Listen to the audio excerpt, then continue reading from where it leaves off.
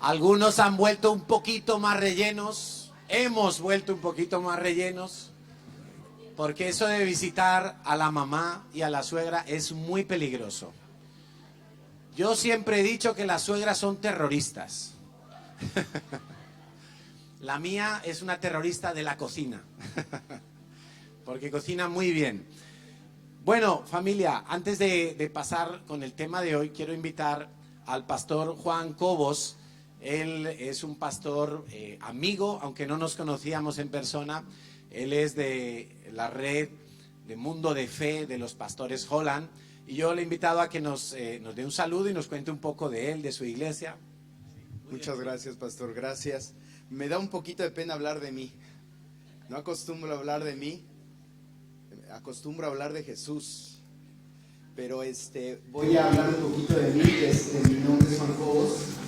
Soy mexicano, de nacimiento, orgullosamente mexicano. Y orgullosamente producto de importación. Les voy a decir por qué. Porque emigré a los Estados Unidos hace 16 años a comenzar la obra misionera, el plan de Dios, ¿verdad? Por esos lugares, a ministrar al pueblo hispano, al que fui llamado a ministrar. Y bueno, he establecido 3 iglesias en los Estados Unidos. Actualmente estoy en la ciudad de San Antonio, pero ya también estoy dejando la iglesia porque, bueno, pues también tengo la oportunidad de escribir libros. Y este año estoy sacando mi 5º libro, que le he titulado Estancados. Lo voy a promocionar mucho porque se me ocurrió escribirlo en 3 idiomas más aparte del español. Entonces estoy planeando unos días de mucho trabajo, un año de mucho trabajo. Estoy contento de poder estar aquí, de poder conocerles y de poder ser bendecido por ustedes. Gracias a Cristo, que es nuestro Señor. Amén. Muchas gracias. Amén. Dios te bendiga, pastor, y Dios bendiga a toda tu familia. Muchas gracias. Bienvenido, Juan. Gracias. Bueno, Juan está unos días de paso por aquí y los pastores Holland pues me lo encomendaron de alguna manera y con mucho gusto. Familia, antes de tener la Santa Cena y la predicación de hoy, quiero hablar una palabra que el Señor me ha marcado muy fuertemente en los últimos días y especialmente esta misma mañana. Me gusta preguntarle a Dios algo específico para traer del cielo a la tierra, y Dios me hablaba acerca de Belsasar, no Baltasar, no se confundan algunos. Belsasar fue el hijo del rey Nabucodonosor. Nabucodonosor tuvo un reinado grandísimo, el más grande de su época, y nos relata la palabra de Dios que en un momento de su vida Nabucodonosor se enorgulleció demasiado de todos sus logros y pensó que los logros que tenía eran fruto de su fuerza, de su capacidad, de su habilidad, de su sabiduría, de sí mismo. Y el hombre se enorgulleció tanto que llegó a enloquecer. Ojo con el orgullo, porque el orgullo elevado a la máxima potencia enloquece la mente de las personas. Y enloquece literalmente. La Biblia cuenta que en un momento fue mudado el corazón de hombre de Belsasar y fue transformado en un corazón de bestia, animal. En una especie de... pasó de regirse por el razonamiento a regirse por el instinto. Y entonces fue como una bestia. Le creció el pelo, se abandonó, le crecieron las uñas, su aspecto era terrible. Y cuando el hombre estaba ahí arrastrado como un animal que había perdido todo su esplendor de rey, él alzó sus ojos al cielo y esa fue su salvación. Él se acordó de Dios. La palabra nos cuenta que él alzó sus ojos al cielo y entonces fue restituida su sentido, su esencia, su corazón, su alma fue vuelta cuerda, y él en ese momento decidió darle gloria a Dios, al Dios de la Biblia, al Dios de Israel. Él dijo, solo hay un Dios y es el Rey de los cielos, con letra mayúscula, refiriéndose al Dios de Israel. Pero se ve que su hijo Belsasar no tomó nota de lo que había acontecido con la vida de su padre. Y él fue muy libertino. Este rey, un buen día, decidió hacer una orgía, invitar muchos amigos, príncipes y muchas mujeres, y beber alcohol en desenfreno. Y no se le ocurrió otra idea que mandar traer los utensilios que se robaron en su momento en el templo de Jerusalén y que habían sido llevados a Babilonia, y beber el vino y beber todo eso en esos utensilios que habían sido en su momento consagrados solamente para servir a Dios. Y Dios lo castigó. Dios lo castigó de una manera terrible. Él fue avisado por una escritura en la pared que no entendía. Apareció una escritura, una mano, y escribió 3 palabras: Mené, Tekel, Upersim. Y él no sabía qué significaba eso. Pidió a los astrólogos, a los sabios, a los adivinos que le ayudaran a interpretar todo eso. Y el único que supo interpretarlo fue el profeta Daniel, que por revelación de Dios le dijo: mira, lo que ha pasado contigo, Belsasar, es que tú has sido pesado en balanza. Y esa es la palabra que Dios me hablaba esta mañana. Has sido pesado en balanza y has sido hallado falto. Y yo me preguntaba: Señor, ¿qué fue lo que le faltó a Belsasar? Belsasar era un rey grande también, como su padre. Había heredado un reino enorme, el más grande de la época. Esa misma noche murió Belsasar y su reino fue dividido, que era la siguiente parte de ese mensaje.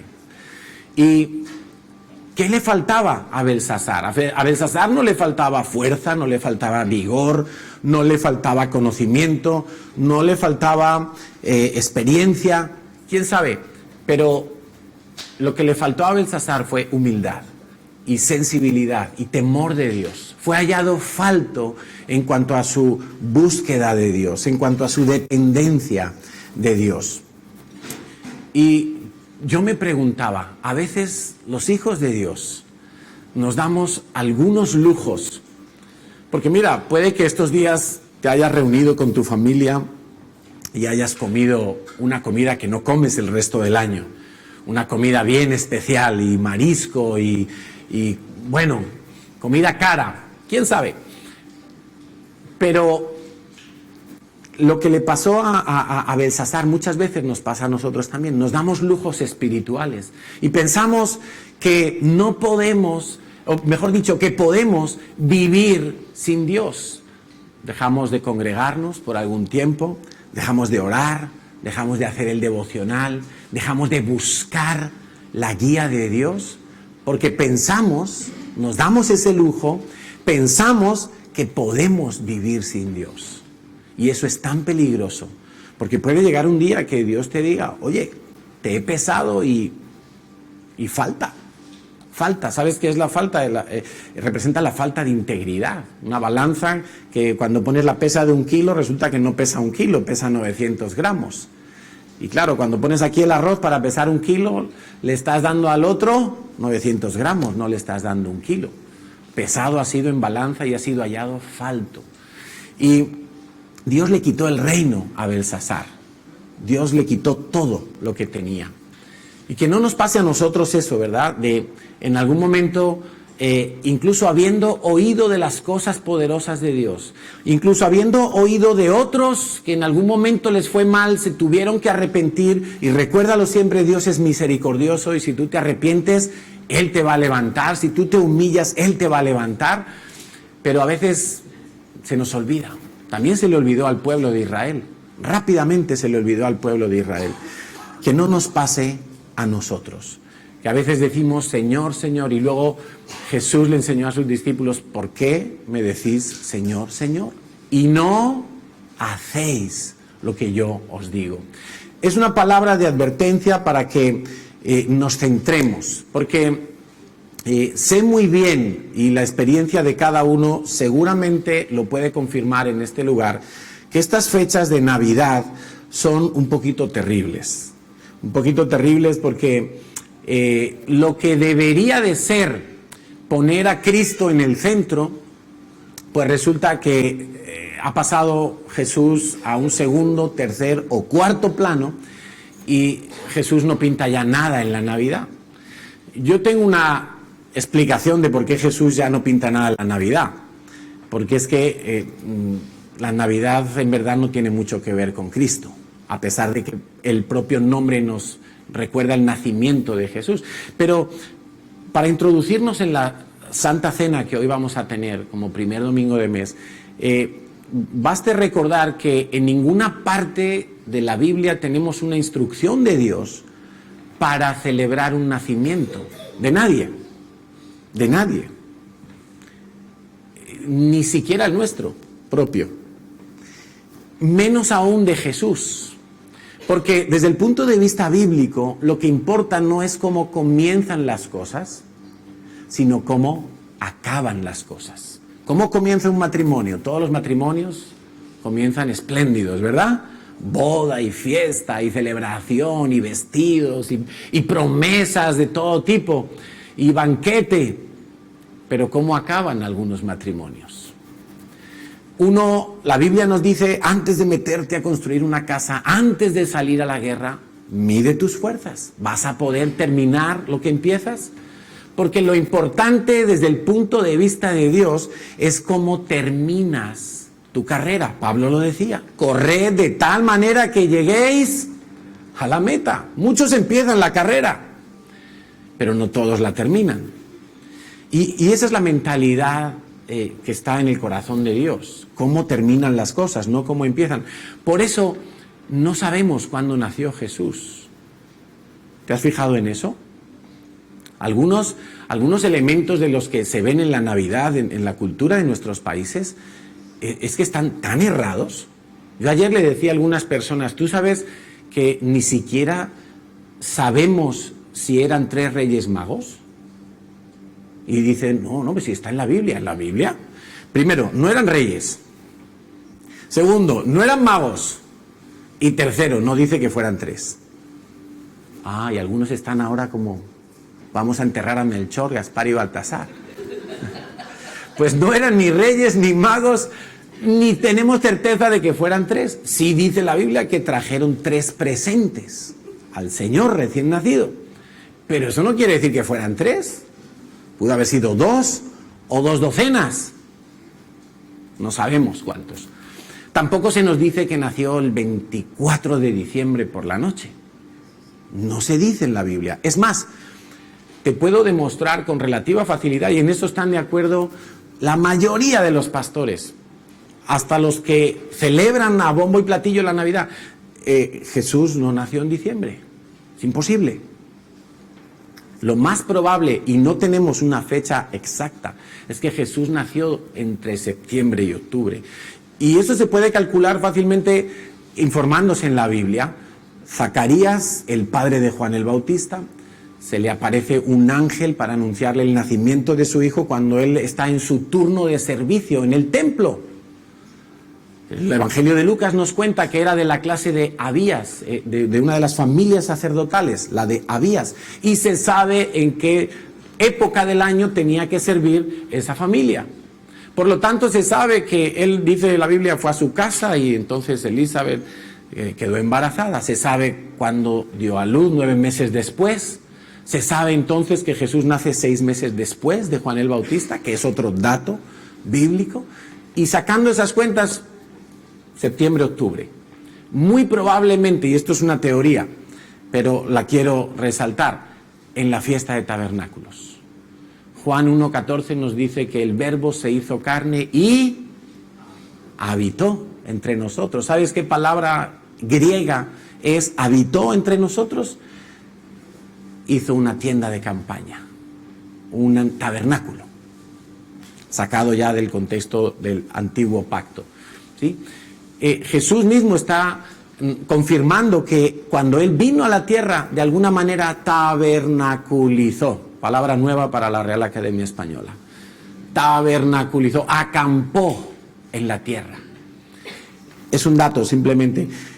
Es imposible que en diciembre, en una población como Belén de Judea, que está casi a 800 metros sobre el nivel del mar, en una latitud como la de España, mar Mediterráneo, no está ni en el hemisferio norte arriba del todo, ni en el sur abajo de todo, como España, En diciembre, ¿qué tiempo hace en España un 25 de diciembre por la noche? Hace frío, ¿verdad? Pero la Biblia nos cuenta que los pastores estaban con las ovejas durmiendo al raso. Al raso quiere decir ahí tirados en el suelo, una piedra a la cabeza, y viendo las estrellas. Es imposible que fuera diciembre. Eso no lo hacen los pastores de ovejas en diciembre.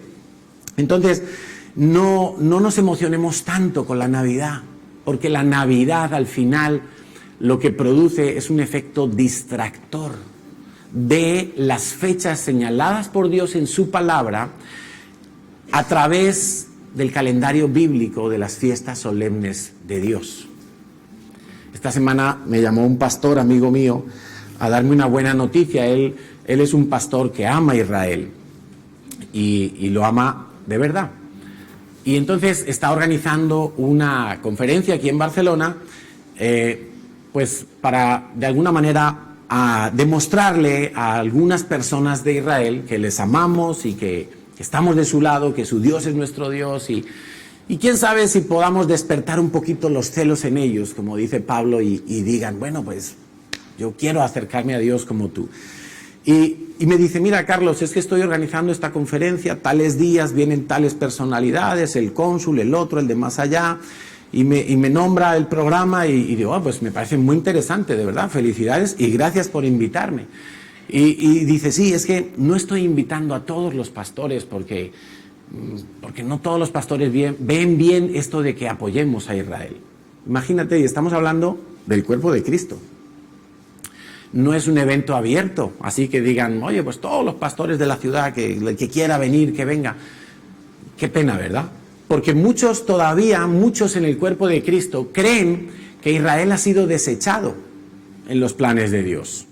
Que ya Israel no cuenta para nada en los planes de Dios y ya es ahora la iglesia y todo la iglesia. Y no, Señor.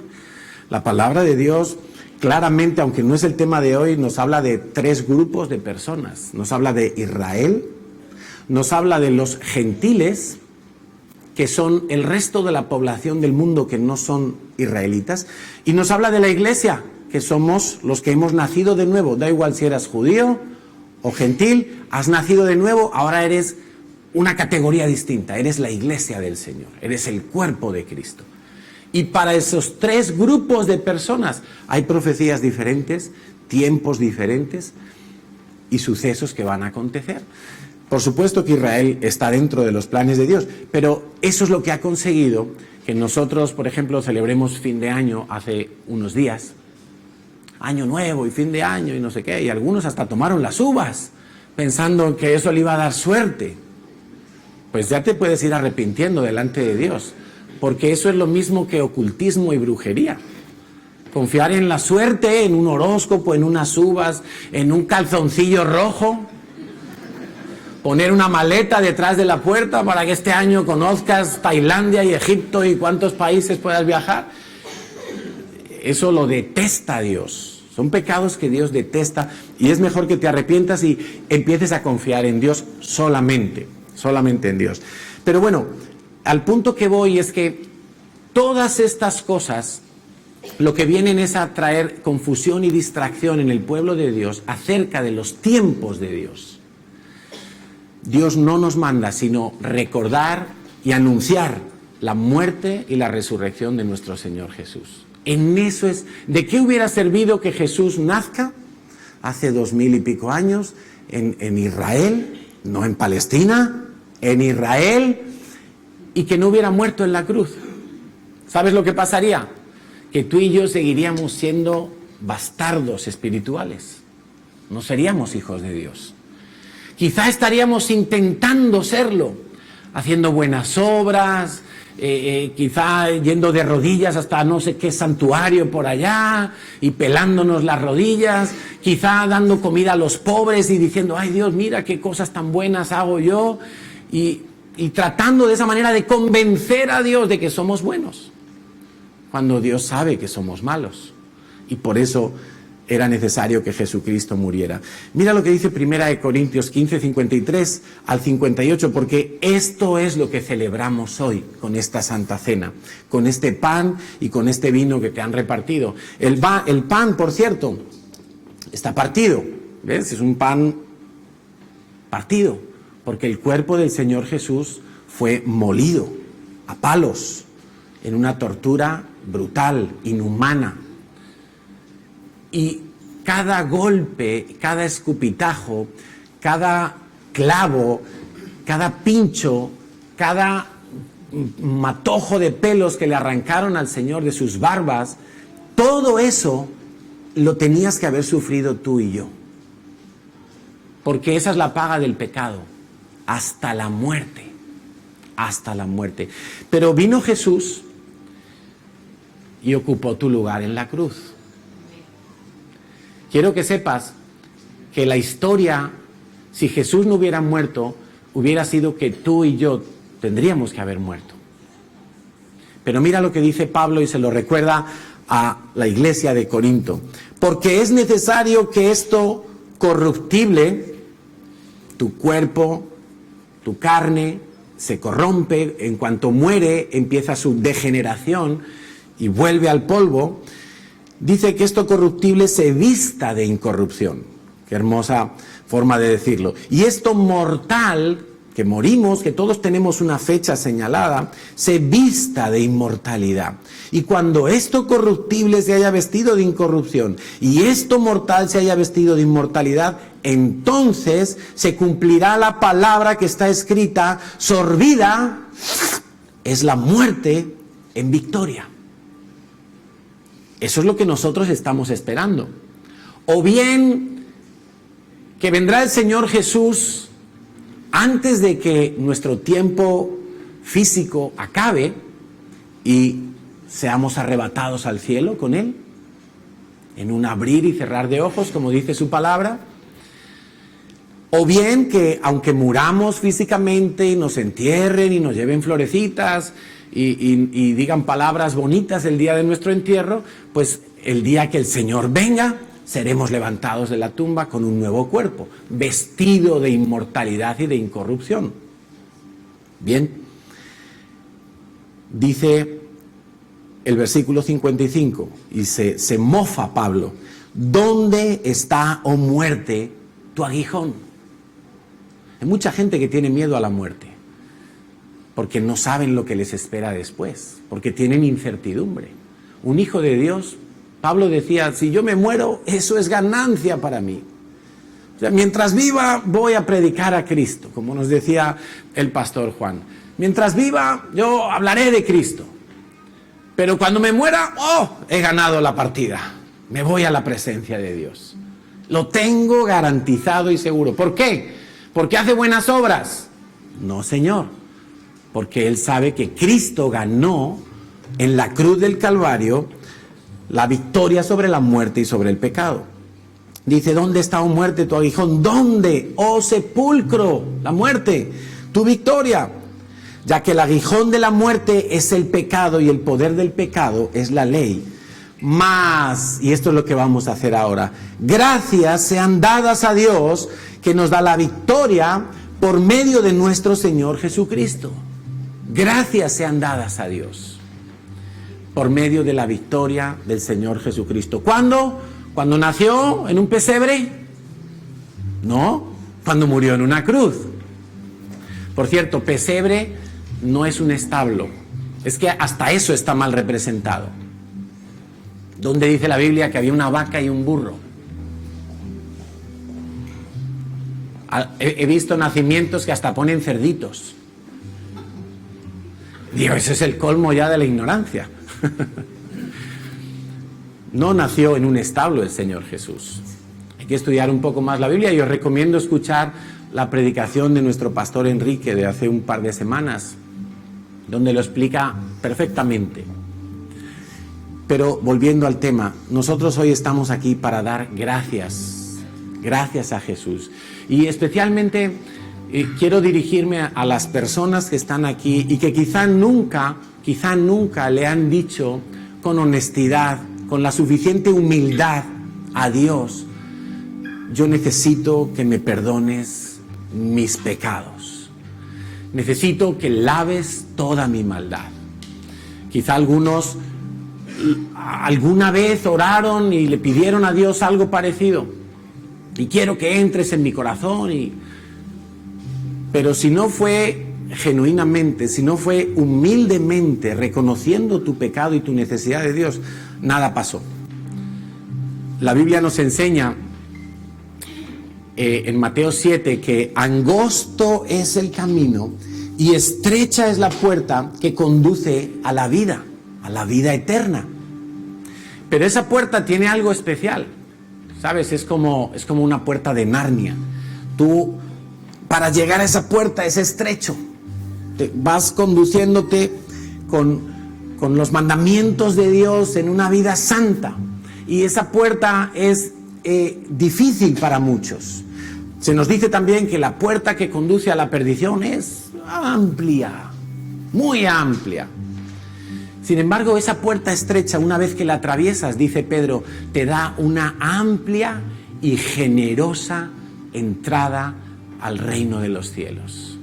¿Te das cuenta? Si la miras desde este lado, donde estamos nosotros ahora, en la vida, aquí físicamente, en la carne que tenemos, en la corrupción que tenemos, esa puerta la vemos estrecha. Oh Señor, es que...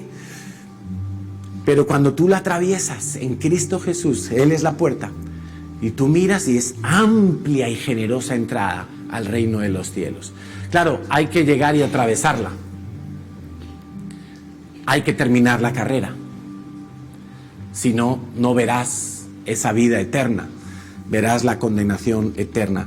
Y a los que nunca le dijeron a Dios algo así como que se hiciera cargo de todos sus pecados y de toda su maldad, yo quiero invitarlos esta mañana a que lo hagan. Y por eso quiero pedir que todos nos pongamos en pie y que, por favor, con los ojos cerrados, para que nadie se incomode, para que nadie esté pendiente del de al lado, si está orando o no, sino que cada uno en su intimidad y en sinceridad delante de Dios, si hiciéramos ahora mismo un examen con los 10 mandamientos básicos de la ley de Dios, los que todos conocemos: no mentirás, no robarás, no adulterarás, honrarás a tu papá y a tu mamá, guardarás el día de... los básicos, no codiciarás. Si hiciéramos un examen solamente de esos 10 mandamientos, ¿cuántos mandamientos habrás incumplido de esos 10? No me respondas a mí, respóndete a ti solamente. No, pastor, yo mentí, pero solo fue una vez. Pues ya me estás mintiendo otra. No, es que aquel día yo no pude evitar robar. Es que claro, era tan fácil mirar a aquella mujer. Piensa por un momento, porque ese es el examen que tendrás que pasar delante de Dios. Dios no te va a pedir cuenta de tus buenas obras. Alguien me decía estos días atrás, dice, no, si yo hago muy buenas obras, yo estoy en una ONG, repartimos comida a cientos de gentes cada mes. Y yo le decía, es que el problema delante de Dios no son las buenas obras, son las malas. Las malas son las que te ponen enemistado con Dios. Es que yo nací en un hogar cristiano, es que a mí me bautizaron desde que tenía unos meses, unos días de vida. Bueno, pero ¿quién ha dicho que esa es la manera de entrar al reino de los cielos? Dios no lo ha dicho. Dios ha dicho que solamente es a través de Jesucristo. Él es la puerta, Él es el camino, la verdad y la vida. Nadie puede llegar hasta el Padre si no es por medio de Cristo. Si tú no estás seguro de que el día que te mueras, Dios quiera que sea dentro de mucho, si no estás seguro que el día que te mueras, el Padre te va a recibir con toda seguridad en sus brazos, yo quiero pedirte que hoy te pongas a cuentas con Dios. Y que antes de comer este pan y este mosto que nos recuerda el cuerpo y la sangre de Jesús, sacrificados para llevar tu culpa y la consecuencia de tu pecado, y que tú seas libre y que no mueras, sino que tengas vida eterna, ponte a cuentas con Dios. Y allí con tus ojos cerrados, tú le puedes decir a Dios, Señor, yo reconozco que soy culpable. Reconozco que he transgredido tus mandamientos. No importa si ha sido uno, si han sido todos, si ha sido una vez o muchas veces. Reconozco que merezco la muerte conforme a tu juicio, Señor. Reconozco que estoy separado de ti. Reconozco, Señor, que nada merezco de ti. Humildemente vengo a pedirte, Padre amado, que tú perdones en esta hora, por la sangre de Jesús y por las llagas de Cristo, toda culpa de mi pecado. Y hoy quiero empezar una nueva vida de tu mano, de la mano de tu palabra y de tu Espíritu Santo. Señor, quiero cambiar mi manera de pensar respecto a la vida y a las decisiones que tomaré. Te tendré en cuenta. De hoy en adelante, Señor, te buscaré a ti como asunto preferente de mi vida. Reina tú, Señor, porque yo no sé reinar. Reina tú en mí. Amén. Y así sea. Si tú has hecho esa sencilla oración o algo parecido, la Biblia dice que se produce un nuevo nacimiento en ti. Vas a empezar a ver las cosas diferentes. Se va a empezar a producir en ti un despertar espiritual. Vas a tener ganas de Dios. Vas a tener ganas de congregarte, de saber más, de instruirte en la verdad. No serás la misma persona si has orado genuinamente con Dios en este momento. Y ahora sí, Padre, te damos muchas gracias por este pedazo de pan, pero más que por el pedazo de pan, damos gracias por Cristo Jesús nuestro Señor, el cual fue al castigo de la cruz por nuestra culpa y en el cual hoy nosotros tenemos puesta nuestra mirada, sabiendo que en Él la culpa, el pecado ha sido derrotado. De una vez para siempre tú has borrado mis pecados, Jesús. Por eso honro tu nombre. Y comiendo este pan te doy muchas gracias por lo que hiciste hace 2000 años en la cruz. Comamos el pan.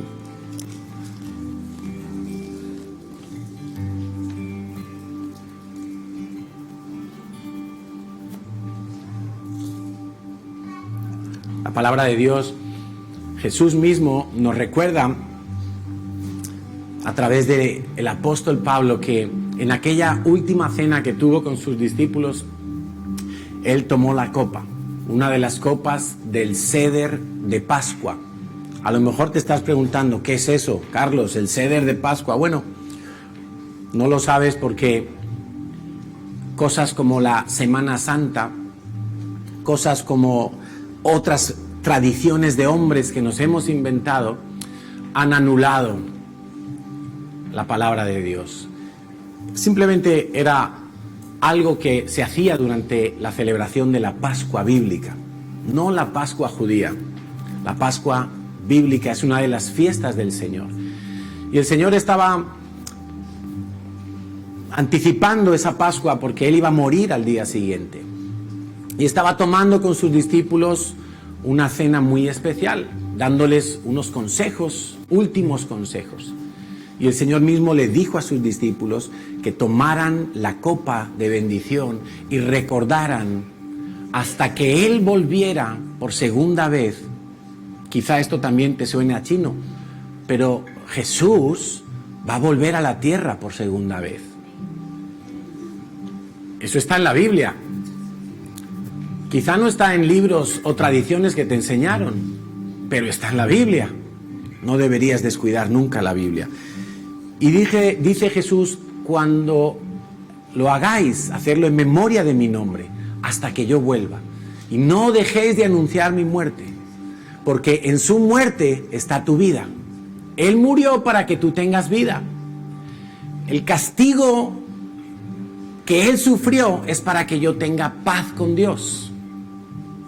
Qué tremendo, ¿verdad? Él tuvo que desligarse de Dios por un momento. Padre, Padre, ¿por qué me has abandonado? Para que tú te pudieras ligar a Dios eternamente. Así es que levanta tu copa al cielo donde está el trono de nuestro Señor y y dale infinitas gracias a Jesús por haber muerto en tu lugar, por haber derramado su sangre con amor, con sacrificio, con dolor, en una obediencia extrema, en una sumisión completa al Padre y a su voluntad. Y hoy reconocemos, Jesús, que tu sacrificio fue perfecto. Y con una sola vez limpiaste todos nuestros pecados. Por eso hoy tenemos paz, por eso hoy descansamos en ti y tenemos asegurado nuestro porvenir. A ti sea toda la gloria, Jesús. Bebamos.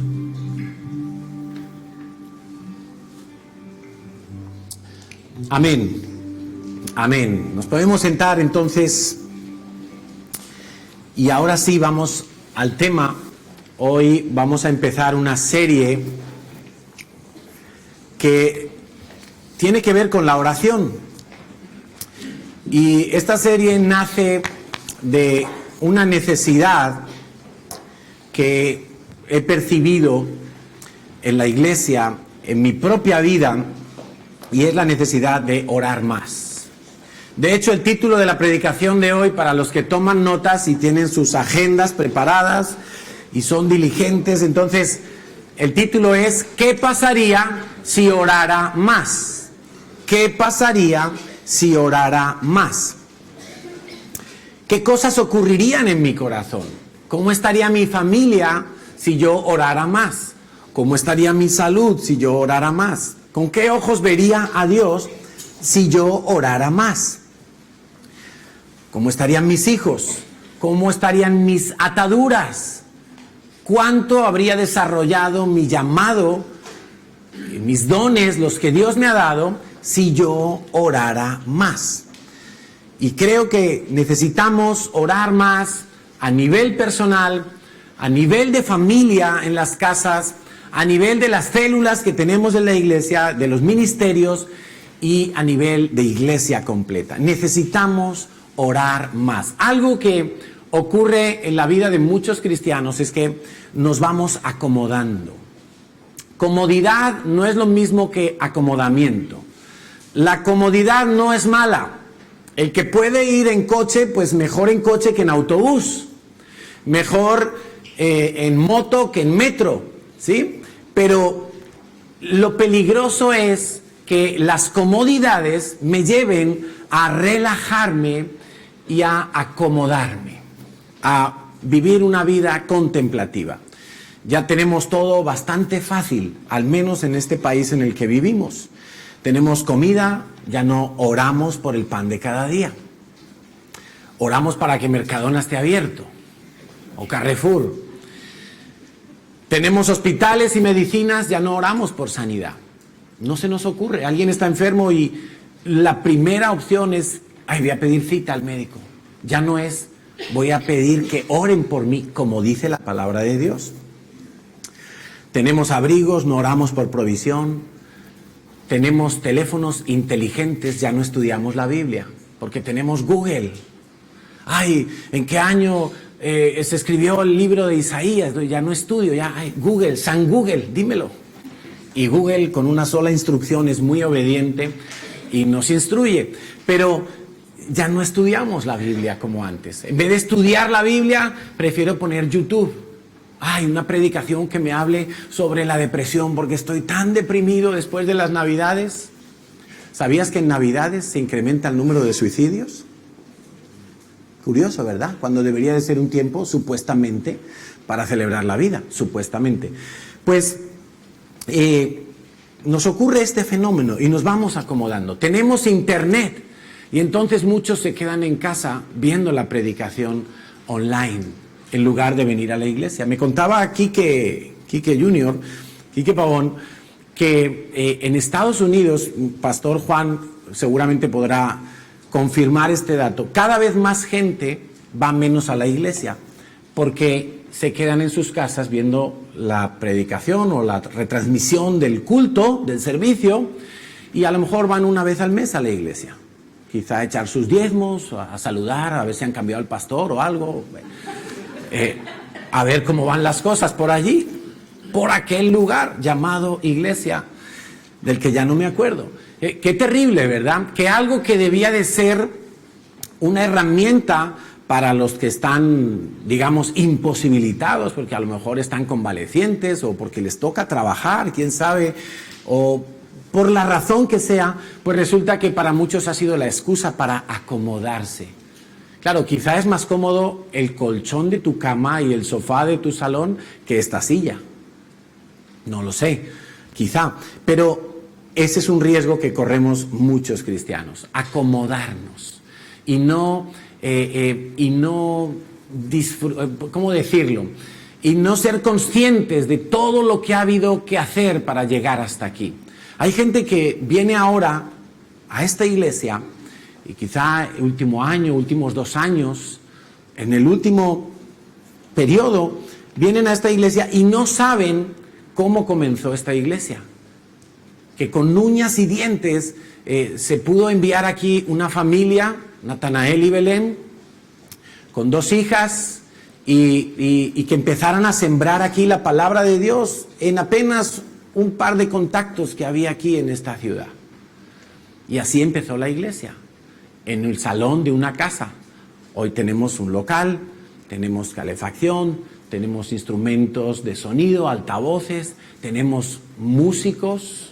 Por cierto, que si quitáramos a Jovi del grupo, pues en la media de edad sería como de 15 años y medio. Porque está, Kevin tiene 13, Carlitos 15, Natalia 15, Dani 19, imagínate. Son unos imberbes todos. Pero qué privilegio, hemos tenido que meter a Jovi para subir un poco la media del equipo, ¿no? Pero fíjate, no teníamos nada más que pues un cassette para poner música, quizá de Marcos Witt o de alguno, del abuelo de Marcos Witt. Teníamos un proyector con transparencias, de esas que eran horribles de imprimir, porque eso se atascaba en la impresora y era horrible. Ahora tenemos proyectores digitales, tenemos tantas cosas, ¿verdad?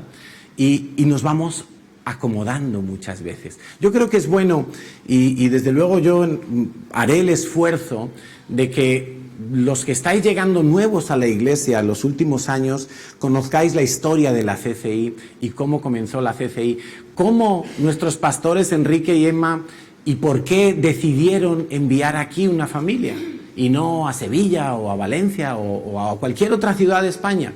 ¿Por qué fue Barcelona la siguiente sede en abrirse? Pues eso tiene una explicación y era una instrucción de Dios directa hacia nuestros pastores. Y quiero que sepáis todo eso porque si no sabemos lo que ha costado conseguir cada cosa, es muy fácil que nos acomodemos. Tú vas ahora a nuestra finca del Redil, donde hacemos los campamentos de verano y donde tenemos nuestros congresos 2 veces al año, nuestros cursos muchas veces, retiros, y qué hermoso ir allí y encontrarse habitaciones, camas, baños, piscina, canchas deportivas, pero eso no fue siempre así. La primera vez que fuimos a aquella finca a hacer un simulacro de evento, de retiro, pues nos tuvimos que ir anticipadamente porque allí no había quien estuviera. Aquello estaba lleno de culebras, alacranes, ratas, no había agua, había una ducha para todos, una ducha, con bombona de butano.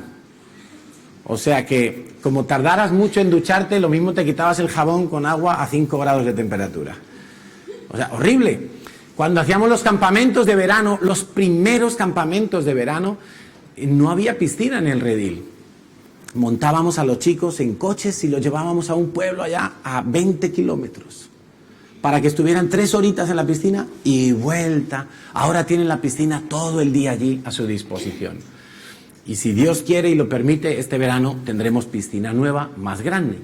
Pero todo eso, los que lo hemos vivido, los que fuimos allí a trabajar, a invertir nuestro dinero, nuestro tiempo, nuestra vida, pues lo valoramos. Pero los que no estuvieron allí, muchas veces llegan al Redil y dicen, ¡ay, cuántos mosquitos hay aquí en el campo! No, yo me vuelvo a la contaminación de Barcelona. Prefiero respirar el humo del autobús a que me pique un mosquito. No, prefiero mi cama que esta litera militar, porque son literas militares, quiero que lo sepáis, regaladas por el ejército de España cuando cambiaron las literas en los cuarteles. Y no nos damos cuenta de cuánto trabajo ha costado levantar aquello. Ahora, yo quiero que todos nosotros nos involucremos en orar más, porque nos hace falta para no acomodarnos. Y quiero tocar hoy 4 puntos. El primero de ellos es cuándo oramos. El segundo de ellos es cuánto oramos. El tercer punto es cómo oramos. Y el cuarto punto es qué pasaría si yo orara más. Más no solamente en tiempo, más en el cuándo, en el cuánto y en el cómo. Y si yo oro más, van a pasar cosas. Van a pasar cosas sobrenaturales. En el primer punto, y no vamos a desarrollar todo a fondo en el día de hoy porque no da tiempo, vamos a hablar varios domingos acerca de la necesidad de orar más. ¿Cuándo oramos? Pues muchos solamente oran cuando están en angustia, cuando están con el agua al cuello y ya no pueden más, y ya han probado todo y nada les funcionó, vieron que se hundieron más, y entonces es cuando oran a Dios.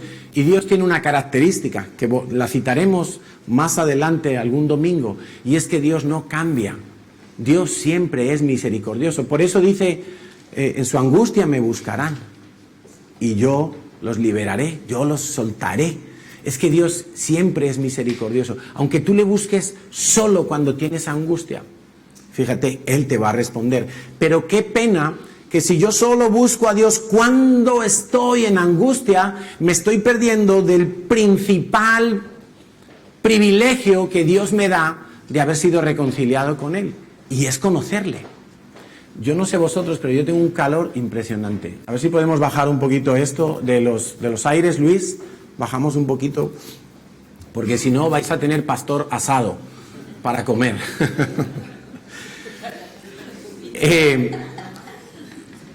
El mayor privilegio es ese, dice el Salmo 25:14, la comunión íntima de Yahweh es con los que le temen. Y a ellos hará conocer su pacto. O sea, hay cosas que Dios va a revelar solamente a los que tienen una comunión íntima con Dios. Ahora, tú me puedes reconocer que en tu grupo de amistades hay diferentes niveles, ¿verdad?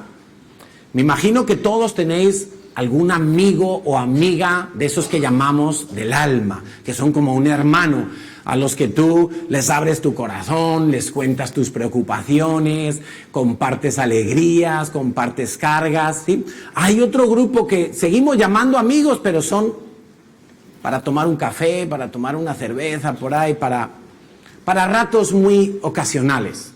Y hay otros que llamamos amigos, que son los que tenemos en Facebook.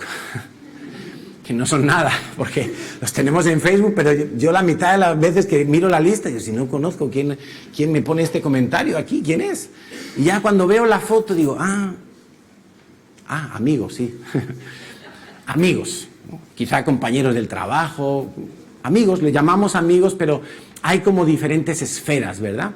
Bueno, hay algunos que consideran a Dios en su esfera más íntima y buscan a Dios como su amigo íntimo, como su amigo especial. Otros lo tienen en ocasionales. Otros lo tienen solamente en las redes sociales, porque buscan predicaciones y publican predicaciones de Dios, pero nunca van a buscar a Dios. ¿Dónde lo tienes tú? ¿Cuándo buscas tú a Dios? Te estás perdiendo del privilegio de conocer el corazón de Dios. Y esa es la razón por la que muchos no logran desarrollar su fe, porque no conocen el corazón de Dios. Creen que la fe es algo que tiene que venir como una varita mágica que te toca y entonces, ¡pum!, tienes fe. ¿No?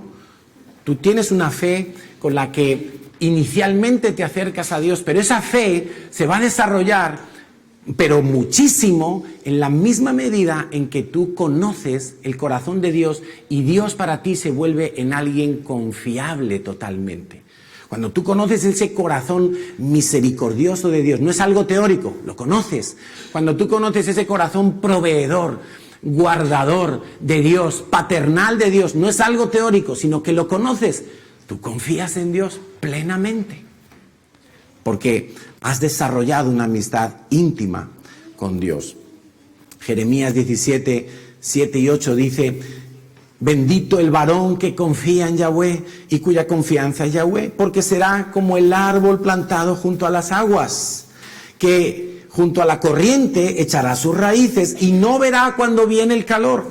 No le importa el calor ni el frío, sino que su hoja estará verde y en el año de sequía no se fatigará ni dejará de dar fruto. O sea, cuando tú tienes confianza plena en Dios, a ti ya las circunstancias externas ni te asustan, ni te destruyen, ni te descolocan, ni te descentran, muchas veces ni te afectan, porque sobrenaturalmente Dios va a estar obrando en tu vida. Pero claro, tienes que confiar en Dios. Cuando nosotros somos suficientemente humildes, y por eso vuelvo a recordar el asunto de Belsasar, que no fue humilde, le faltó, es cuando nosotros podemos decir que necesitamos a alguien más poderoso que yo, más fuerte que yo, más bueno que yo, más santo que yo, para confiar en Él. Y mientras tanto, mientras no hagamos eso, nosotros somos religiosos. ¿Y sabes qué hace el religioso? El religioso está en este lado. Y en este lado está el no puedo. Yo no puedo comer eso, yo no puedo emborracharme, yo no puedo acostarme con mi novia, yo no puedo. El religioso dice, yo no puedo. Porque él se siente limitado por una religión, por un conjunto de normas. Es como se siente.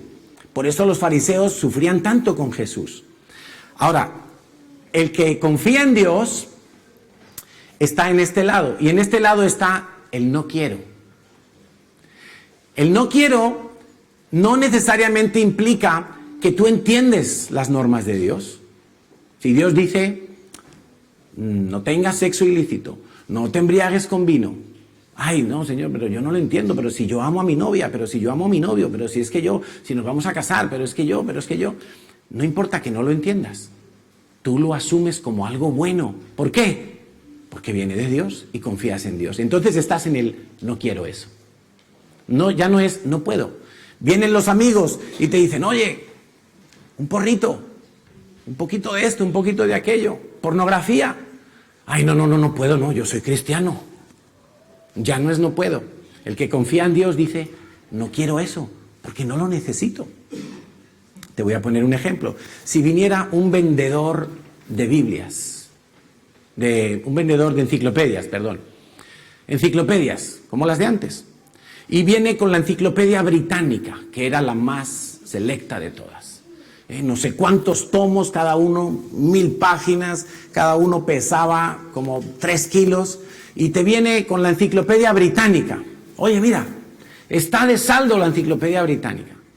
Antes costaba 1000 euros, ahora por 100 euros te la vendo. Y tú piensas, a ver, enciclopedia británica.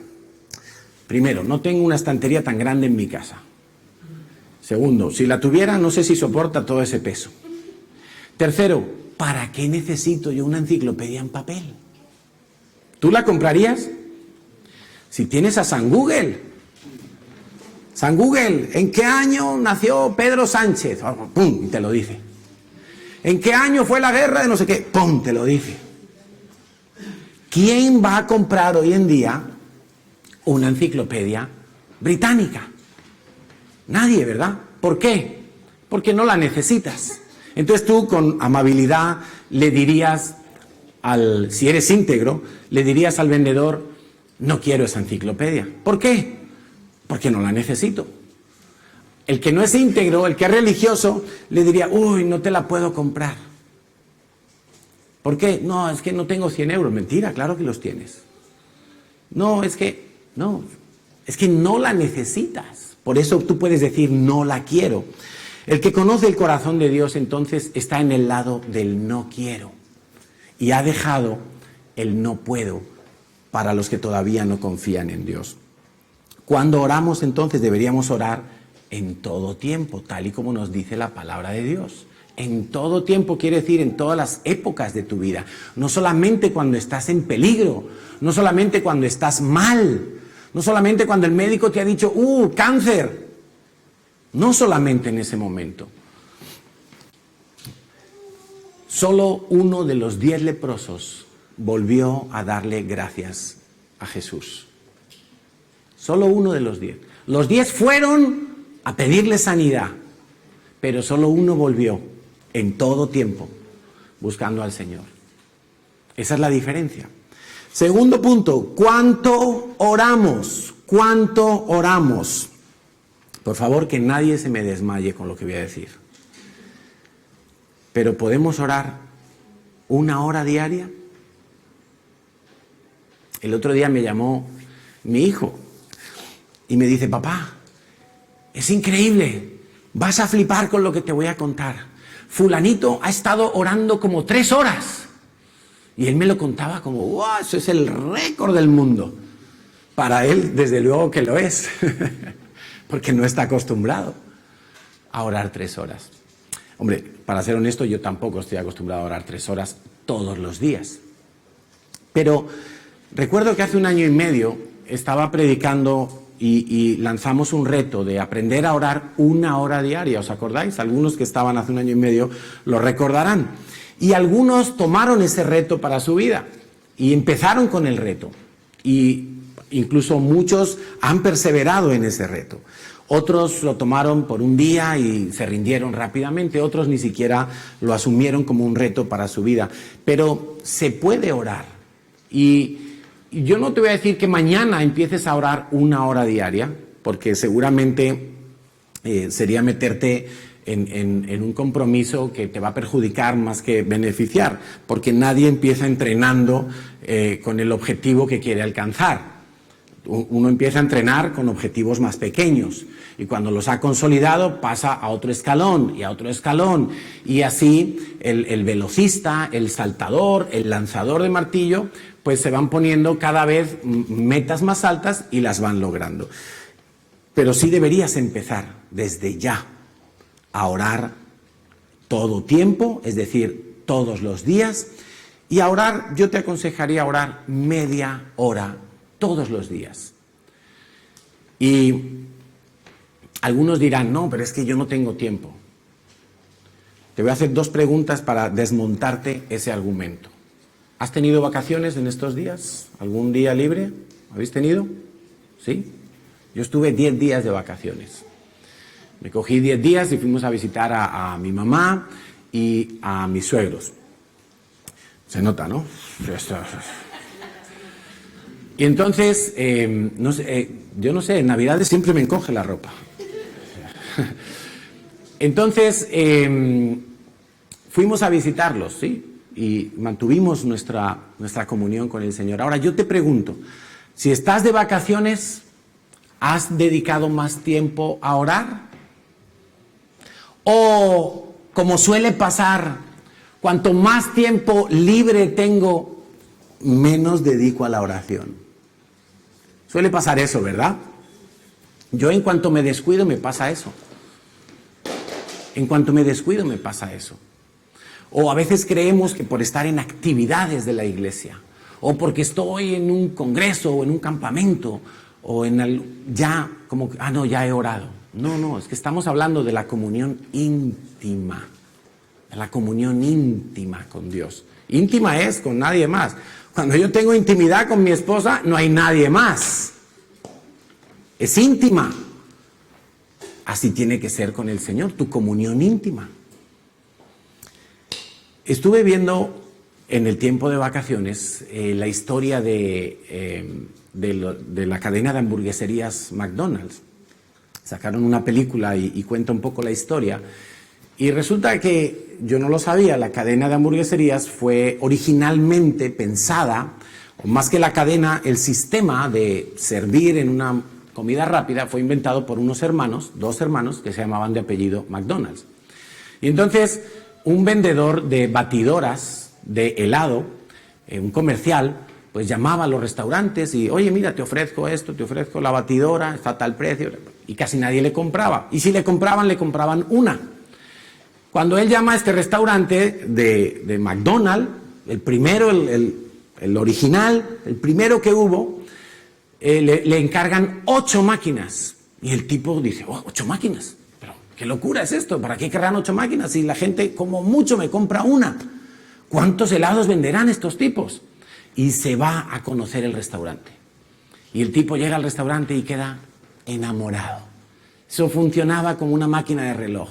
Esos dos hermanos habían diseñado una cocina y un espacio de trabajo donde todo iba coordinado y todo era un trabajo en cadena, y vendían hamburguesas como churros. Hamburguesa, helado y patatas, nada más. Se quitaron todo lo que se vendía muy poco y se quedaron con esas 3 cositas. Claro, el hombre que era un comercial ya de 50 y tantos años, que estaba frustrado porque no había conseguido el sueño americano de ser millonario, pues el hombre queda enamorado de ese sistema de comida rápida. Total, que entra en negociaciones con estos dos hermanos, hacen una sociedad, empiezan a hacer franquicias, el hombre tiene mucha iniciativa, busca financiación, busca gente que se quiera meter en las franquicias, gente idónea, y el tipo empieza a darle, y empieza eso a crecer. Y el tipo se echa un asesor y el asesor le dice, mira, el negocio no está en las hamburguesas, el negocio está en que tú compres los terrenos donde va a ir la siguiente franquicia, entonces tú vas a ganar de arrendar ese terreno. Uy, el tipo le echa cabeza a eso y se mete ahí a saco. Al final consigue echar a los dos hermanos de la sociedad, les engaña incluso, y él se hace con el control de todo. Hasta el punto que aquellos dos hermanos tienen incluso que cambiar el restaurante original, McDonald's, y le tienen que llamar de otra manera porque él se hace con los derechos de la marca, con todo. El tipo se volvió multimillonario. Una de las cosas que decía ese hombre, Ray Kroc, en una entrevista ya cuando era bien mayorcito, antes de morir, le dicen, bueno, ¿cuál fue tu secreto? O sea, porque... Y él dice, mira, en esta vida tú puedes tener muchas virtudes. Puedes ser rápido, inteligente, negociador, capaz de muchas cosas, tener conocimiento, tener contactos. Dice, pero mi virtud ha sido solamente una. Dice, yo he sido perseverante. El tipo, cada vez que le decían un no, tocaba otra puerta. Que tú no quieres, me voy con aquel. Que el otro, a tal banco, a tal. Hasta Walt Disney le dijo que no, en un primer momento. Pero el tipo no se rindió, siguió, Y no es que yo le alabe, pero la perseverancia lleva a darte el fruto perseguido.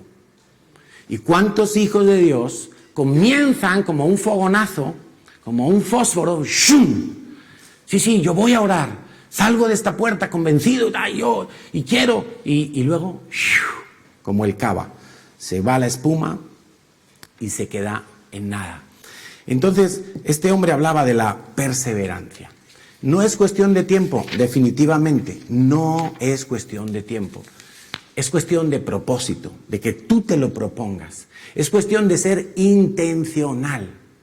Me hace mucha gracia porque, claro, se supone que hemos comenzado un año nuevo, de hecho lo hemos comenzado, lo que llamamos un año civil obligatorio, un ACO, no un año civil obligatorio, y todo el mundo hace buenos propósitos, ¿sí o no?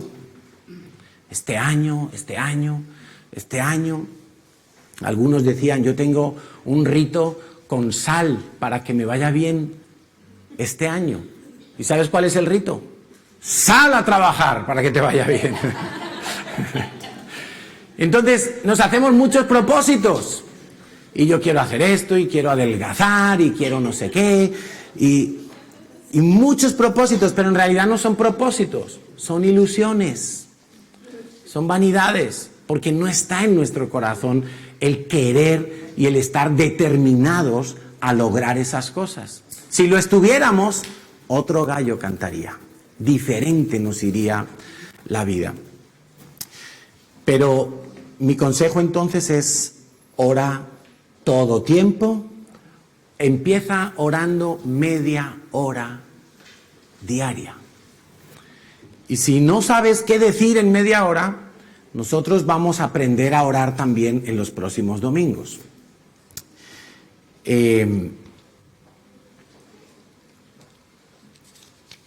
Perdón un segundo.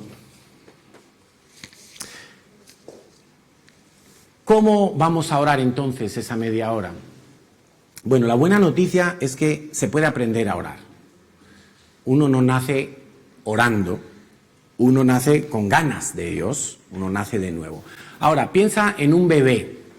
Un bebé, pues como tenemos aquí a Michelle, que todavía es un bebé, o Max, son bebés, no saben hablar.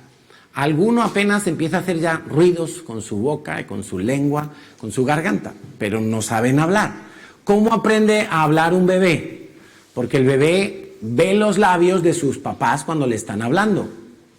Y el papá se acerca y le dice, papá, así con esa voz, con esa cara de tontitos que ponemos todos los papás. Papá. Sí, y el niño viene, papá. ¡Ay, ha dicho papá, ha dicho papá! Bueno, así empieza un niño, por imitación, simplemente.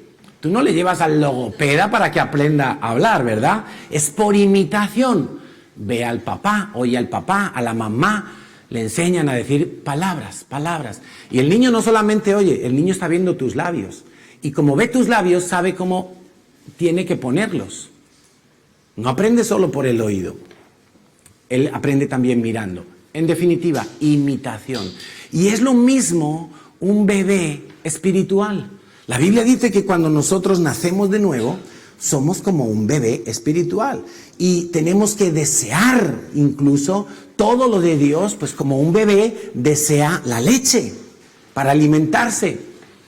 Ahora, si un bebé aprende por imitación, ¿cómo aprenderá un bebé espiritual? Pues exactamente igual. El bebé espiritual oye a su líder, a su profesor en el curso, al líder de su célula, a los pastores, viene a la vigilia, viene a los devocionales y está oyendo cómo oran otros. Algunos me decían, pastor, es que yo no oro tan bonito como usted. Y digo, ¿y tú qué crees, que yo oro así desde el primer día? Y yo tampoco sabía orar. Me daba vergüenza orar porque yo decía, no lo voy a hacer tan bien como mis pastores. Pero fui aprendiendo. Y fui aprendiendo por imitación. Pero después, en la intimidad con Dios, salió mi propio estilo, mi propio lenguaje, mi propia intimidad con Dios. Pero uno aprende es por imitación. No hay otra manera. Lucas 11, versículo 1, dice, aconteció que estaba Jesús orando en un lugar. Y cuando terminó, uno de sus discípulos le dijo, Señor, mira qué interesante esto, enséñanos a orar. O sea, no es imponme las manos, enséñame a orar. Como también Juan, el Bautista, enseñó a sus discípulos. Me imagino que estos discípulos de Jesús estaban ahí como con un poquito de envidia. Ay, mira, veo a los discípulos de Juan y los veo orando. ¿Y cómo oran? Oye, qué impresionante. Señor, enséñanos también a nosotros a orar. No sabían orar. ¿Sabes lo que saben hacer los religiosos? Porque ¿tú crees que unos discípulos como los que tenía Jesús, todos judíos, todos instruidos en la ley de Dios, todos circuncidados como judíos, todos viviendo la cultura judía, ¿tú crees que ellos no sabían orar? Pues efectivamente no sabían orar, ellos sabían rezar. Porque hasta el día de hoy, cuando nosotros vamos a Israel y a veces estamos allí en el Muro de los Lamentos y nos encanta ese lugar porque la Biblia dice que los ojos y los oídos de Dios están siempre atentos en ese lugar, en Jerusalén. Y vamos allí y oye, qué difícil es orar en el Muro de los Lamentos. Porque se te acercan los religiosos. Claro, es su lugar. Tenemos que respetar que es su lugar. De hecho, está considerado, a pesar de estar al aire libre, es una sinagoga. Tiene su parte para mujeres, su parte para hombres. Qué aburridos son los religiosos. Mejor estar todos juntos, ¿no? Entonces, te pones a orar y enseguida, si ellos detectan que tú eres un turista o seguramente un cristiano, ellos vienen y empiezan a ponerse a tu lado y a recitar.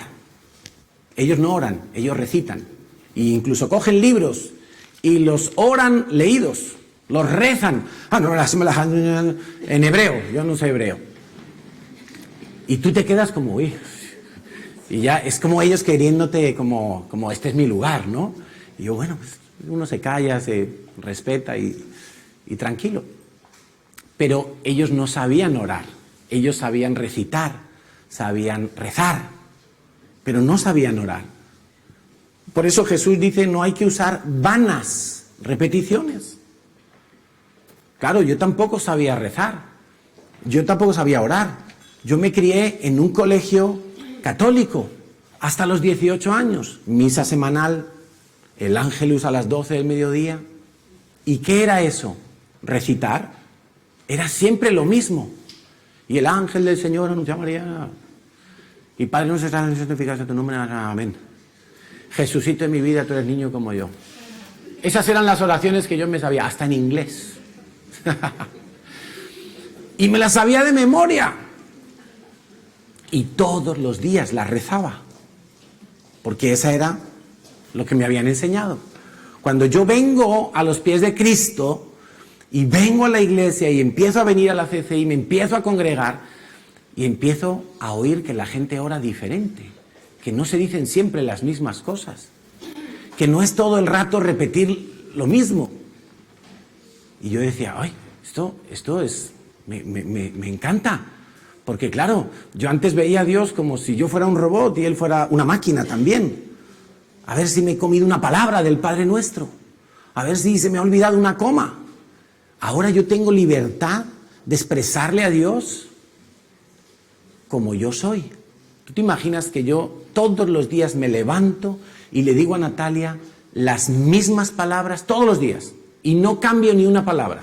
Y luego ya no me dirijo a ella en todo el día. Natalia de mi vida, te quiero con todo mi corazón, eres mi joya preciosa y cocinas muy bien. Y ella el primer día diría, ay, qué marido tengo, tan cortés, tan galán. Y el segundo día lo mismo, Natalia de mi vida. Y el cuarto y el quinto, y 10 años diciéndole lo mismo. Al final diría, cállate ya, pesado. Ya sé lo que me vas a decir. Bueno, pues yo creo que Dios debe de pensar lo mismo con nosotros.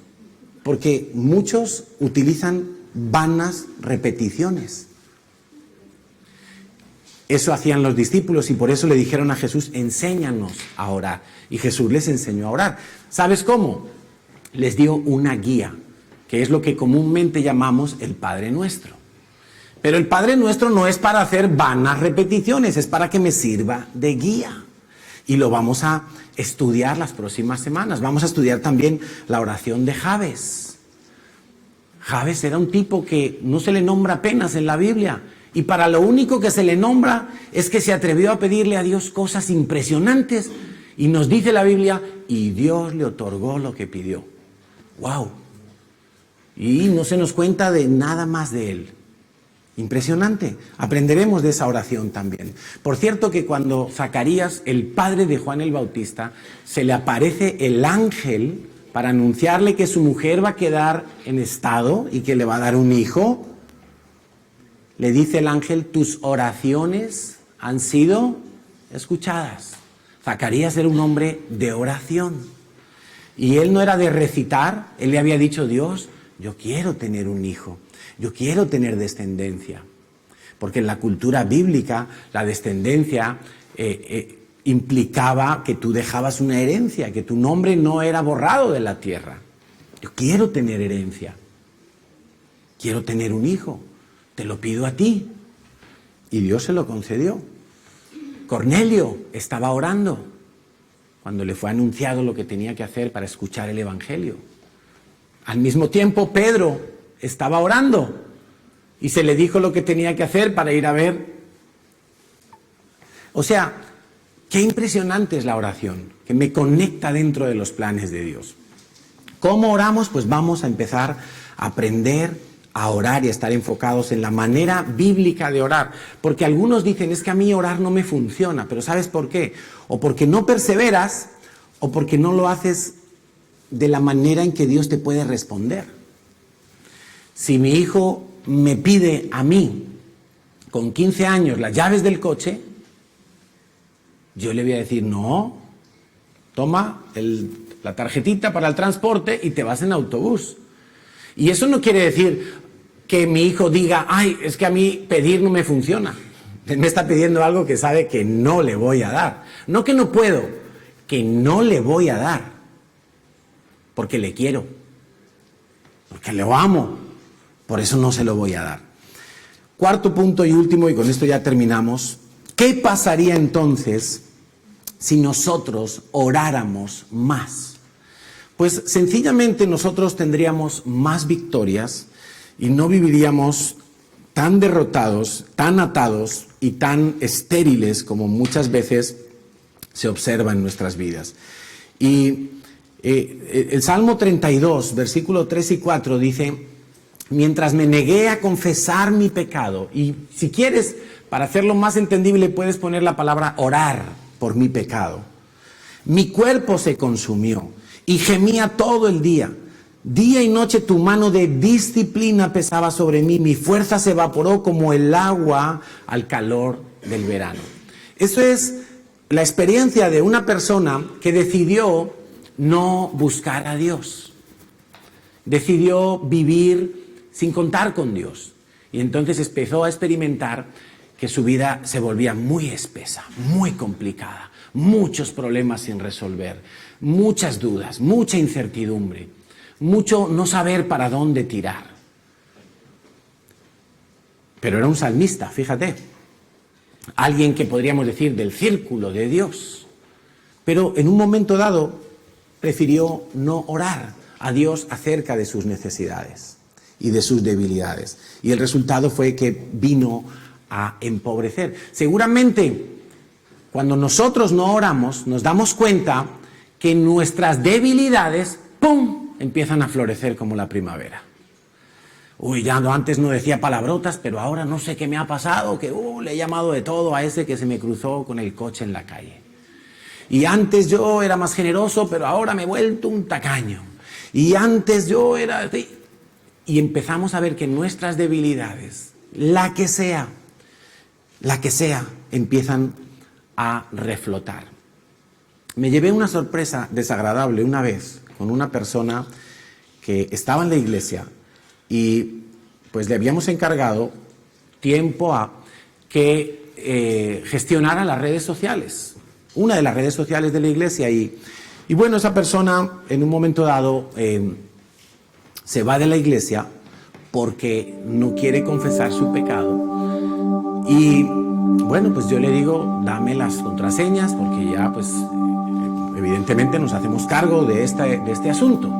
Y cuando yo entro a la red social de la iglesia y yo empiezo a ver Instagram, mujeres, prácticamente fotografías pornográficas. Mujeres en sujetador, mujeres con poses eróticas, pero no una ni dos. O sea, yo cuando entré, yo me acuerdo que se lo decía a Natalia, digo, mira, este es el perfil, o sea, estos son los seguidores que tenemos. Que no me importa que nos sigan, pero que yo los siga a ellos, pues para mí es algo como muy sintomático. Y entonces empecé a borrar, y a borrar, y a borrar cantidad de gente que no quiero seguir, porque no me hace falta. Y qué desagradable, ¿verdad? Pero esa era precisamente la grieta de este hombre. Y no confesaba su pecado. Y su pecado era la inmoralidad sexual, entre otros. Y qué pena que Dios tenga que llegar a avergonzarnos de esa manera y a sacarnos los colores de esa manera por no ser suficientemente humildes y orar a Dios por nuestro pecado, por nuestra debilidad, por nuestra condición. El problema no es el pecado, el problema es que tú no vienes a Dios a arreglar tu pecado. Pecado tenemos todos, todos. La Biblia dice no hay ni uno bueno, ninguno. El problema no es entonces el pecado, sino ¿qué hago yo con el pecado? Salmo 32:5 termina diciendo, finalmente te confesé, oré contigo por todos mis pecados y ya no intenté ocultar mi culpa. Me dije, le confesaré mis rebeliones al Señor. Y mira, lo pone entre exclamaciones, y tú me perdonaste. Toda mi culpa, ¡fum!, desapareció. Una persona libre de cargas, libre totalmente. Quiero terminar con un versículo que voy a pedir que no proyecten y que voy a leer la primera parte. No te voy a decir dónde está, luego te lo digo.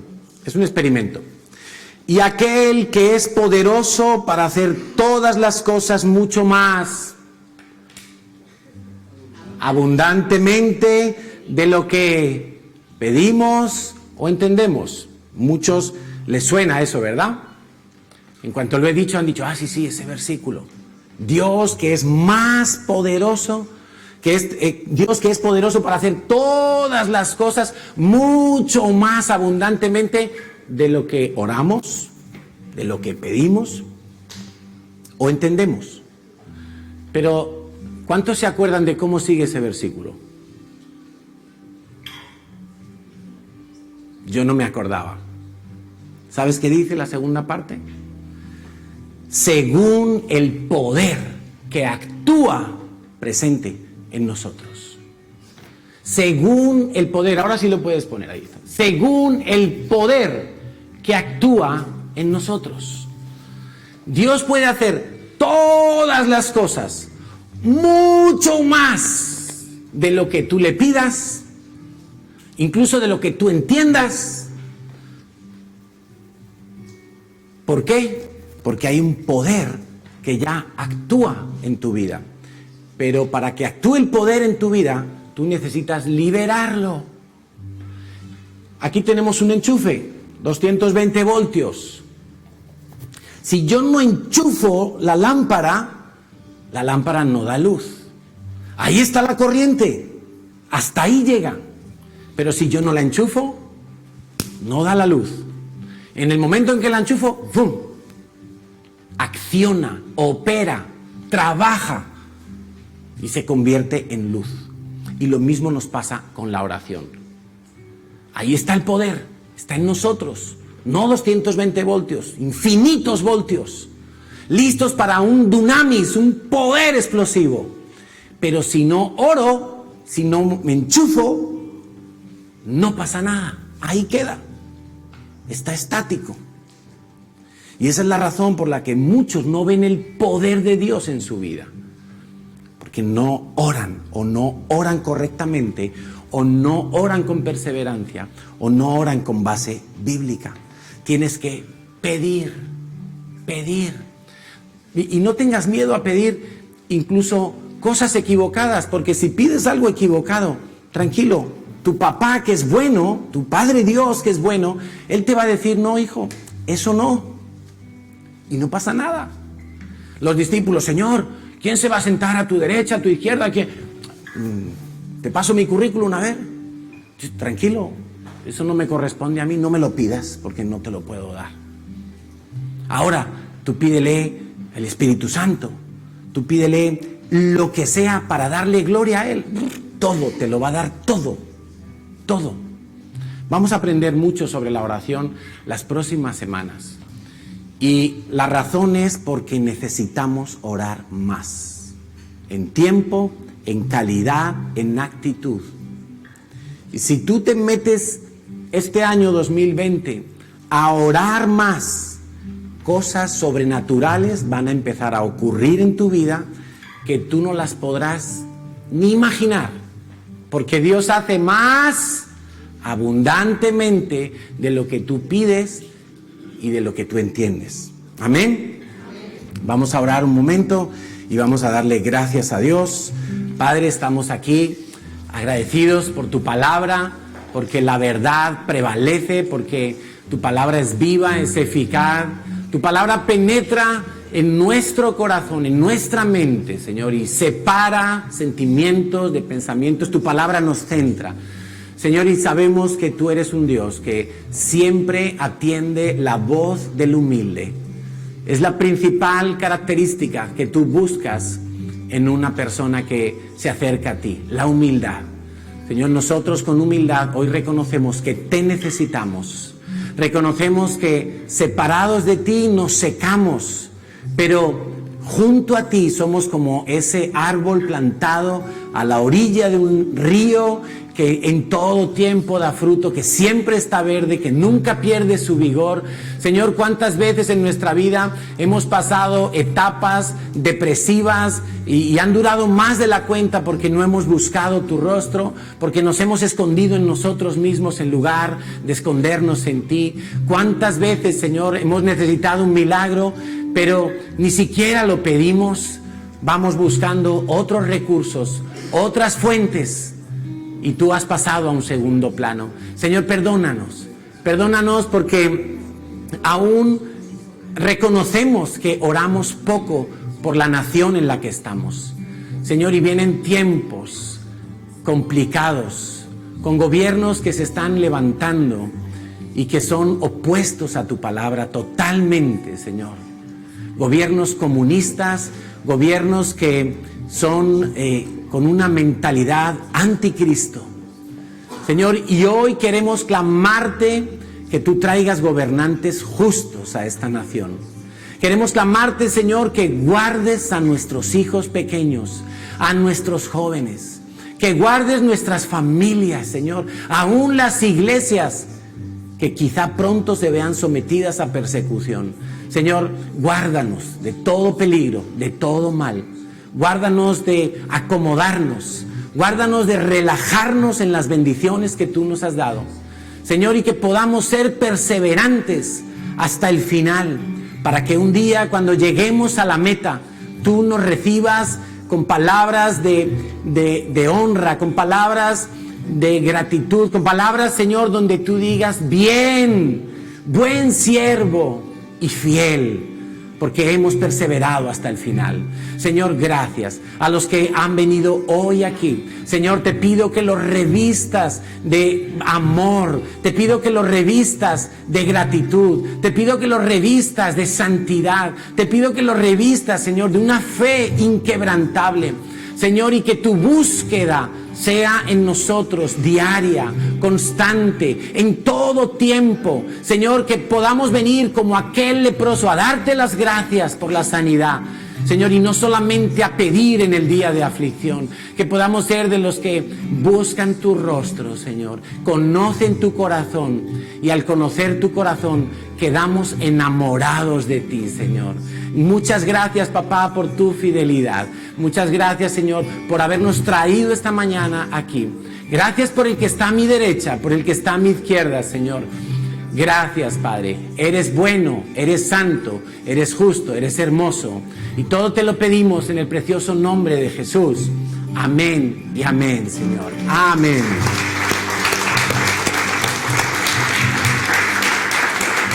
Podemos sentarnos un momento, por favor, porque tenemos que dar un par de anuncios, pero también queremos saber si hay alguien, además del pastor Juan Cobos, que hoy nos visita por primera vez en la iglesia, hoy domingo. ¿Habrá alguna persona? Caballeros, señorita, muy bienvenidos. ¿Alguien más? Muy bienvenida también. Pues queremos daros la bienvenida a todos. Esta es vuestra casa para lo que podamos servir. Nuestro equipo de voluntarios